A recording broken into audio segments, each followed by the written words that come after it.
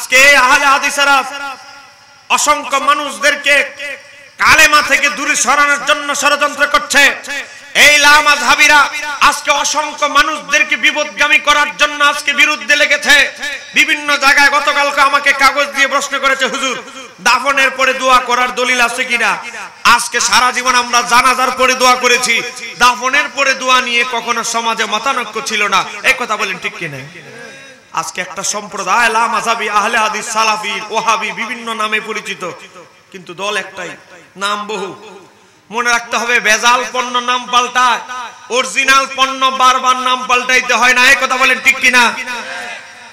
আমাদের বাণিজ্য মন্ত্রীর বিভিন্ন সচিবরা দেখবেন ঢাকা সহ বিভিন্ন জায়গায় তেলের ফার্মের মধ্যে গিয়ে হামলা দেয়, গিয়ে দেখে এক পাইপ থেকে তেল বের হচ্ছে, বোতল হলো 7 কোম্পানির 7 কোয়ালিটির নামে, তেল কিন্তু একটাই, বোতলের মনোগ্রাম হলো 7টা।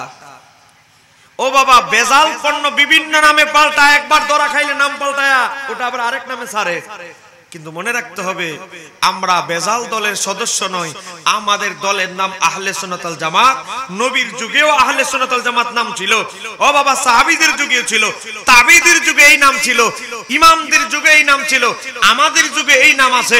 কিয়ামতের আগ পর্যন্ত আমাদের দলের নাম একটাই থাকবে, সেই দলের নাম আহলে সুন্নাত ওয়াল জামাত। চিৎকার দিয়ে বলেন আল্লাহু আকবার।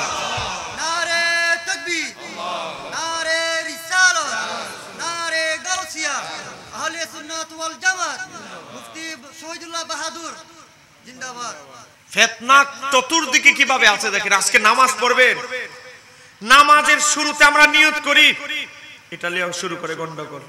তারপরে আমরা কানের অগ্রভাগ পর্যন্ত হাত উঠাই না, সিনা পর্যন্ত হাত উঠাইতে হবে, আহলে হাদিসরা বলছে, গন্ডগোল। আমরা নাভির নিচে হাত বাঁধি, নাভির নিচে হাত বাঁধা হাদিস অত্যন্ত দুর্বল, চলবে না, এভাবে হাত বাঁধতে হবে, গন্ডগোল। আমরা ইমামের পিছনে চুপ থাকি, ইমাম সূরা পড়বে আমরা চুপ থাকবো, গন্ডগোল। ইমাম ওয়ালাদ-দাল্লিন বলে আমরা আমিন আসতে বলি, না আমিন জোরে বলতে হবে, গন্ডগোল। ইমামের পিছনে আমরা চুপ থাকি, বলে না ইমামের পিছনে সূরা কেরাত সব আমরা পড়তে হবে, আচ্ছা গন্ডগোল। ও বাবা, আজকে আমরা নামাজে দাঁড়াইবো 4 আঙ্গুল ফাঁক রেখে বা স্বাভাবিক ভাবে, বলে না এটাও গন্ডগোল। সালাম ফিরাইবো, সালাম ফিরাই একটু দোয়া করবো, মুনাজাত, এটাও গন্ডগোল। আজকে চতুর্দিকের গন্ডগোলের মাঝখানে আমরা আছি। এই কথা বলেন ঠিক কিনা? আজকে জেনারেল শিক্ষিত ছেলেরা হতাশ।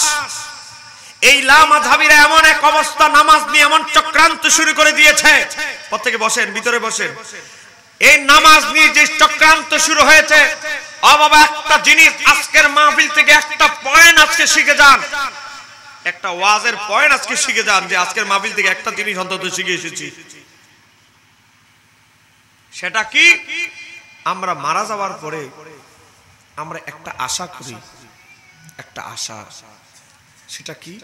আমরা মারা যাব, আমাদের যে সন্তান আছে, ওয়ালাদ আছে, তারা আমাদের জন্য ইসালে সওয়াব করবে, নফল রোজা রেখে, নফল নামাজ পড়ে, শবে বরাতের সময়, মেরাজের সময়, কদরের সময়, ও বাবা ঈদের সময়, জুমার দিন আমাদের জন্য দোয়া করবে। এই কথা বলেন ঠিক কিনা?